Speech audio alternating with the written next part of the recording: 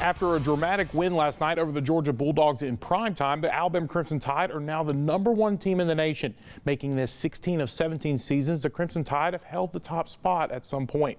In a game where Alabama took an early 28-0 lead in the first half, Georgia made it a game, but it would be the Tide who came out victorious. WDHN's Michael Rinkert and Tyler White have more on the game from Saban Field at Bryant-Denny Stadium.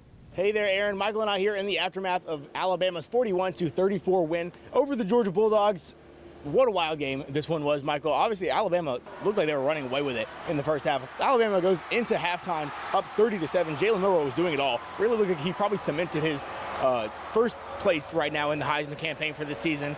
He had over 300 total yards, 3 touchdowns in the first half. He didn't have an incompletion until midway through the second quarter.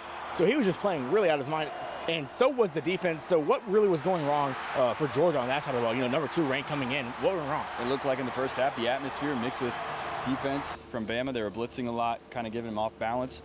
And the offense was not in sync for the entirety of the first half until they're finally able to score. And in the second half, really until the fourth quarter, it kind of stayed that way. Alabama's defense, obviously giving up a lot more in that second half than they did in the first half, but it was those first 2 touchdown drives were really like kind of bend but don't break. And that was a style that could have worked when you're going in with a 23-point lead in the second half.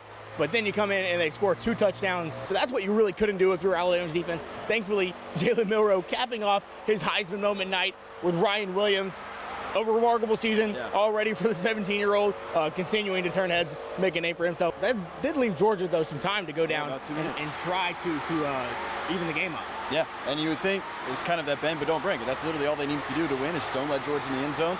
And they ended up picking it off right in the end zone and ending this game. That is huge in games like this. They're really back and forth. Whoever wins the turnover battle typically comes away with the win. Oh, yeah, especially when you win it 4-1 and you're up multiple possessions at halftime. You don't expect this game to get that close. Honestly, it felt like time never stopped running for Georgia, but they were able to pull back in this game, tie it, and then Alabama came right back and took the lead. So it's just kind of surviving in advance in the SEC, especially when 2 heavyweights like Georgia and Alabama meet. An absolutely spectacular finish there for Alabama, really clutching up at the end after what was almost a catastrophic breakdown. So from Bryant-Denny Stadium, we're here covering Alabama football. Tyler White.